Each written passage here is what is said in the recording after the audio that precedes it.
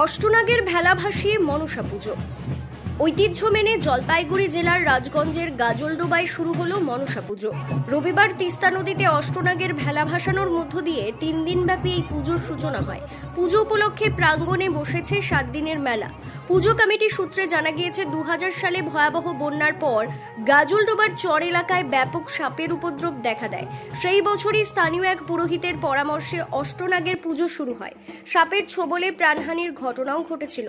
সেই থেকে প্রতি বছর সাপের উপদ্রব থেকে মুক্তির প্রার্থনায় আয়োজন করা হচ্ছে মনসা পুজো। পুজো কমিটির এক সদস্য জানান, সাপের ভয় থেকে রক্ষা পেতেই প্রতি বছর এই পুজো করা হয়ে আসছে। এবারও বিপুল মানুষের সমাগম ঘটছে। পুজোর পাশাপাশি মেলা প্রাঙ্গণে নানা সাংস্কৃতিক অনুষ্ঠান, খেলাধুলোর সাথে ভক্তদের জন্য ঢালাও প্রসাদের আয়োজন ছিল। উৎসব মুখর পরিবেশে ভক্তদের ঢল নেমেছে গাজলডোবায়।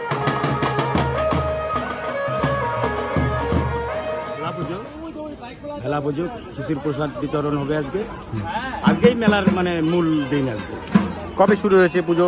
2000 সাল থেকে শুরু হয়েছে। আচ্ছা, আর এবার নিয়ে 25 বছর।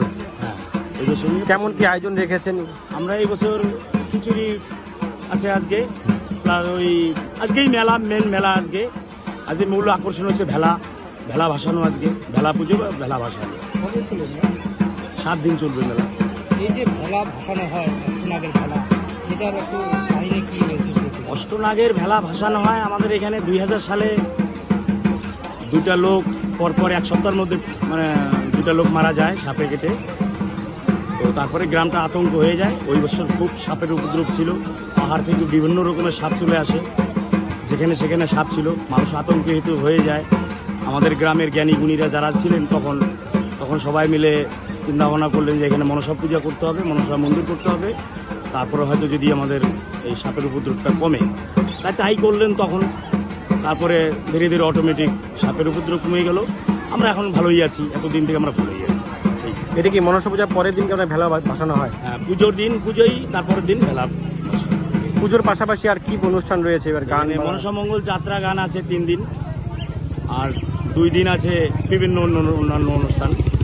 কোন কোন জায়গা থেকে ভক্তরা আসে এখানে পুজো দেওয়ার? এখানে একদম জলপাইগুড়ি ডিস্ট্রিক্ট, শুধু জলপাইগুড়ি ডিস্ট্রিক্ট, আরো অন্য ডিস্ট্রিক্ট, তো প্রচুর লোকের সমাগম হয় আজকে। তো প্রচুর লোকের সমাগম হবে আজকে। প্রতি বছরই হয় এটা। এখানে কি মানত করলে মনোকামনা পূরণ হয় বলে মানুষ কি বলে? এটা আমরা কি বলবো, দর্শকবৃন্দই বলে, অনেকে মানত করে যায়। এই বছরও মোটামুটি প্রায় 15-16 জন আসছে।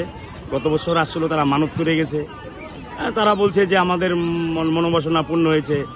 তো তারা আসছে এবার বিভিন্ন রকম, অনেকে যে যার মনে চায় সেরকম, কেউ চাল ডাল টাকা পয়সা নিয়ে আসছে, কমিটিকে দিচ্ছে।